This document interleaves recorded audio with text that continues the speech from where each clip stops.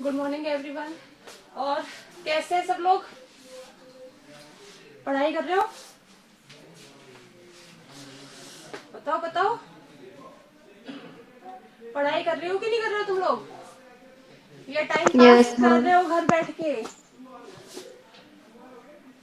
Time pass कर रहे हो कि बताओ पढ़ाई कर रहे हो? हाँ दिव्या, क्या कर रही हो?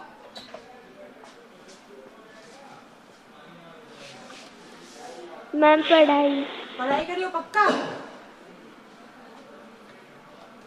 Yes ma'am. चलो ठीक है, आज अपन चैप्टर 3 का रिवीजन लेंगे। ठीक है, कविता के बहाने।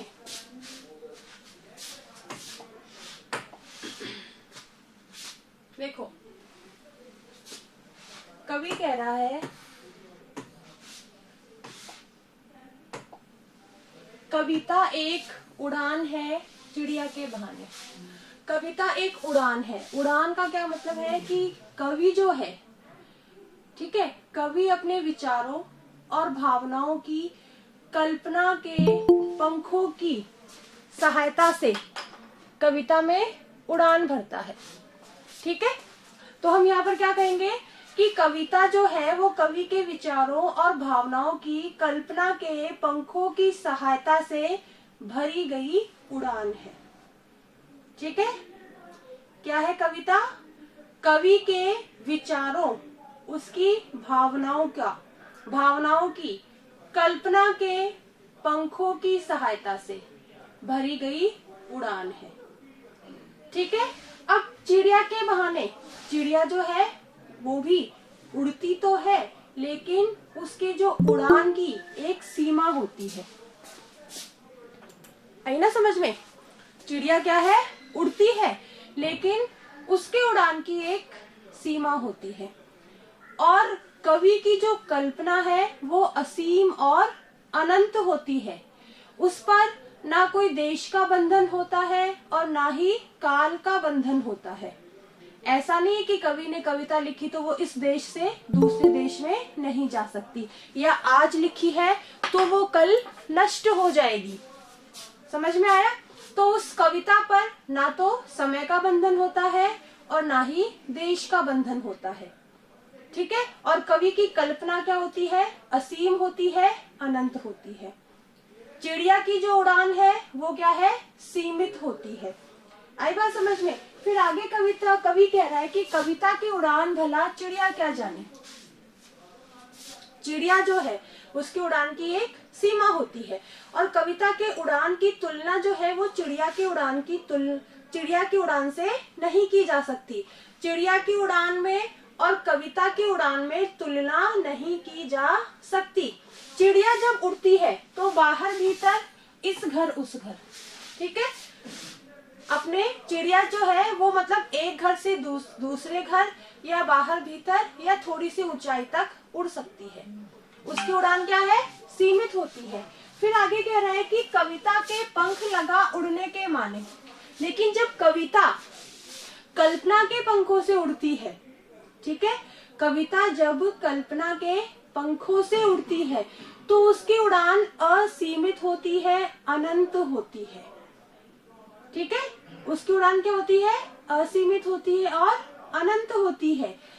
चिड़िया क्या जाने, इसलिए कविता की असीमित विस्तार वाली उड़ान चिड़िया नहीं समझ सकती, इसलिए दोनों को हम एक नहीं मान सकते, दोनों में हम तुलना नहीं कर सकते।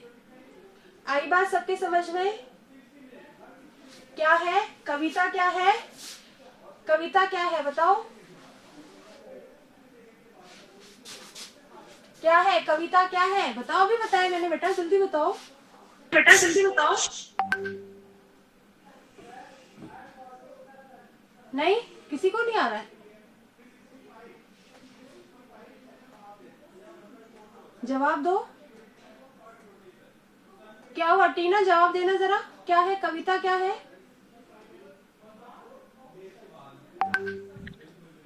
मैम कवि की नई नई कल्पनाएं हैं। कवि की नई नई कल्पनाएं हैं। कल्पनाओं में कवि के क्या होते हैं? चिड़िया के बहाने एक उड़ पिंकी तुम्हारी आवाज साफ नहीं आ रही बेटा, क्या होती है? कविता कवि के विचारों तथा भावनाओं की कल्पना के पंखों की सहायता से भरी गई उड़ान है। आई बात समझ में? कविता में कवि क्या करता है? अपने विचारों और भावनाओं को तो लिखता है, पर उसमें कल्पना भी होती है उसकी। उन भावों और विचारों को वो कल्पना के माध्यम से भी प्रस्तुत करता है, उन विचारों और भावनाओं को वो कल्पित भी कर लेता है। ठीक है? और कवि की जो कल्पना है वो असीम होती है, अनंत होती है, उसकी कोई लिमिट नहीं है, सीमा नहीं है कवि की कल्पना की। वो कुछ भी सोचता है, कहां तक भी सोचता है। आई ना बात समझ में? कवि की कल्पना मैंने क्या बताई? वो असीम है, अनंत है। कविता किसके सहारे उड़ती है? कल्पना की पंखों से। कविता किसके सहारे उड़ती है? वापस बता रही हूँ, कल्पना के पंखों की सहायता से।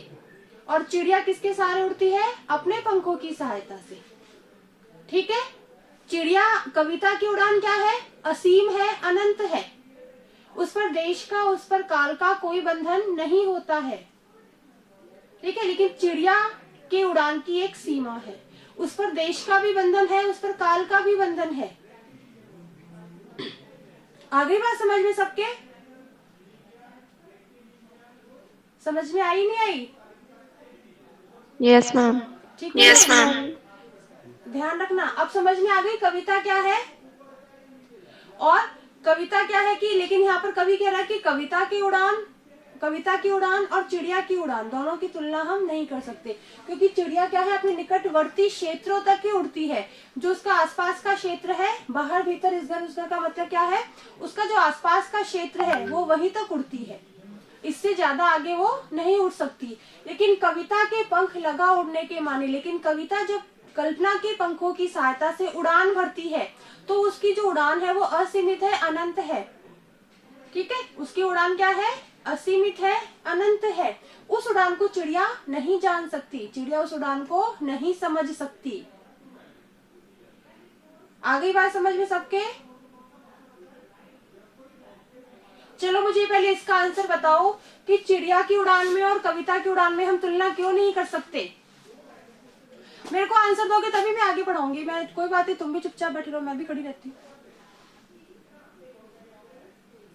मैम क्योंकि कविता की उड़ान असीमित है, उस पर काल का बंधन नहीं होता।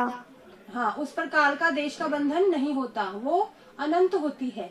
और चिड़िया की उड़ान की एक सीमा होती है, वो सिर्फ चिड़िया अपने आसपास के क्षेत्रों तक ही उड़ सकती है। ठीक है? ये समझ में आ गया सबको? सबको समझ में आ गया? Yes ma'am. Yes ma'am. चलो आगे, चलो ठीक है।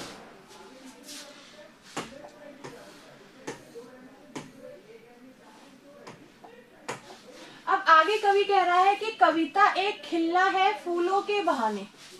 पहले हम इसमें क्या कहेंगे कि कविता के खिलने और फूलों के खिलने की तुलना नहीं की जा सकती। फर्स्ट लाइन का क्या अर्थ है? कि कविता के खिलने की तुलना और फूल के खिलने की तुलना नहीं की जा सकती। ठीक है? कविता का खिलना भला फूल क्या जाने, और कविता के खिलने को फूल नहीं जान सकता। फूल जब खिलता है, पहले हम क्या कहेंगे कि फूल जब खिलता है तो उसकी जो सुगंध है वो बाहर भीतर, इस घर उस घर, इसका मतलब क्या है? उस फूल की जो सुगंध है वो उसके निकटवर्ती, उसके आसपास के क्षेत्रों तक ही फैलती है। आई बात समझ में सबके? ठीक है? वापस देखो, कविता एक खिलना है फूलों के बहाने। कविता के खिलने की तुलना और फूल के खिलने की तुलना नहीं की जा सकती। ठीक है? कविता का खिलना भला फूल क्या जाने, मतलब फूल जब खिलता है तो उसके जो सुगंध है वो उसके आसपास के क्षेत्रों तक ही फैलती है। और कविता का खिलना, और कविता जब खिलती है तो उसकी जो सरसता है, उसकी सरसता का जो आनंद है वो अनंत काल तक पूरे संसार को सुख देता है। आगे बात सबकी समझ में? ठीक है, वापस देखो कि फूल जब खिलता है तो उसकी सुगंध उसके आसपास के क्षेत्रों तक ही फैलती है, और कविता जब खिलती है तो उसकी जो सरसता है वो अनंत काल तक समस्त संसार को सुख देती है। बिना मुरझाए महकने के माने फूल क्या जाने। आगे कह रहा है कवि कि फूल क्या है, एक दिन मुरझा जाता है, उसकी सुगंध नष्ट हो जाती है, लेकिन कविता जो है वो कभी नहीं मुरझाती। उसका जो रस देने वाला आनंद है, ठीक है, उसका जो रसात्मक आनंद, मतलब रस देने वाला जो आनंद है वो कभी नष्ट नहीं होता। इसलिए कविता के खिलने की और फूल के खिलने की तुलना आपस में नहीं की जा सकती। आगे बात सबके समझ में? Yes, समझ में ma'am. आ गई? कविता और फूल के खिलने की तुलना क्यों नहीं की जा सकती? क्योंकि फूल एक दिन मुरझा जाता है, उसकी सुगंध जो है वो नष्ट हो जाती है, लेकिन कविता कभी नहीं मुरझाती। उसका जो रस देने वाला आनंद जो है वो अनंत काल तक समस्त संसार के लोगों को प्रभावित करता है। अर्थात कविता क्या है? अजर अमर है, वो हर देश में हर काल में अप्रभावित रहती है। उस पर ना देश का प्रभाव पड़ता है ना काल का प्रभाव पड़ता है। अगला अपना है कि कविता एक खेल है बच्चों के बहाने। कविता को यहाँ पर किसके समान बताया गया है? बच्चों के खेलने के समान। ठीक है, कविता बच्चों के खेल के समान है। कविता एक खेल है बच्चों के बहाने, मतलब कविता जो है बच्चों के खेल के समान है। बाहर भीतर यह घर वह घर। जो बच्चे हैं वो अपने मतलब बच्चे जो है वो खेलने के लिए एक घर से दूसरे घर में अंदर बाहर बिना किसी रोक टोक के आते जाते हैं। ठीक है, बच्चे क्या करते हैं? खेलने के लिए वो इस घर से दूसरे घर में, इस घर के अंदर, उस घर के बाहर बिना किसी रोक टोक के बेरोक टोक आते जाते हैं। सब घर एक कर देने के माने बच्चा ही जाने। और बच्चे जो है वो अपने खेल के द्वारा सारे भेदभावों को भुलाकर एक घर को दूसरे घर से जोड़ते हैं। अर्थात सच्ची एकता पैदा करने की जो क्षमता है वो बच्चों में ही होती है। ठीक है, तो उसी प्रकार जो कविता है, कविता में कवि क्या करता है? मतलब अपने भावों और विचारों और कल्पना के माध्यम से शब्दों के साथ खेलता है। ठीक है, जिसका प्रभाव जो है सभी पाठकों पर, सभी श्रोताओं पर पड़ता है। और जो सच्ची कविता जो होती है वो क्या करती है? एक समाज से दूसरे समाज को, मतलब एक दूसरे को समझने का अवसर देती है, उनमें सच्ची एकता स्थापित करती है। आई ना बात समझ में? सच्ची कविता क्या करती है? अपने शब्दों के माध्यम से एक दूसरे को समझने का अवसर देती है और एक देश को दूसरे देश से जोड़ती है, एक व्यक्ति को दूसरे व्यक्ति से जोड़ती है। तो जिस प्रकार बच्चा सभी लोगों में एकता स्थापित करता है, उसी प्रकार कविता जो है वो भी लोगों में एकता स्थापित करती है। इसलिए कविता को बच्चे के खेल के समान कहा गया है। आई बात सबके समझ में? Yes, ma'am. सबके समझ में आ गई? ठीक है, अब इसमें से आप लोग 10 ऑब्जेक्टिव क्वेश्चन बनाओगे। डेली के डेली जो चैप्टर मतलब मैं पढ़ा रही हूँ, रिवीजन करवा रही हूँ, उनमें से 10 ऑब्जेक्टिव क्वेश्चन बनाओ। कौन से क्वेश्चन इसके अंदर से बन सकते हैं? जैसे एक क्वेश्चन हमारा बन गया कि कविता को बच्चों के खेल के समान क्यों बताया गया है, इसका आंसर आपको आना चाहिए। ठीक है, दूसरा पहला क्वेश्चन हमारा था, दूसरा क्वेश्चन हम बना सकते हैं कि कविता और चिड़िया की उड़ान की तुलना क्यों नहीं की जा सकती, या कविता की उड़ान चिड़िया की उड़ान के समान क्यों नहीं है। ठीक है, दूसरा क्वेश्चन बन गया। ऐसी तीसरा क्वेश्चन हमारा उसमें भी बन जाएगा, फूल और कविता में। ठीक है, कि फूल का प्रभाव अनंत काल तक क्यों नहीं रहता है? क्यों नहीं रहता फूल का प्रभाव अनंत काल तक? बताओ, जल्दी बताओ। वेरी सिंपल, बहुत सिंपल है, कोशिश तो करो जल्दी से। फूल का प्रभाव अनंत काल तक क्यों नहीं रहता है?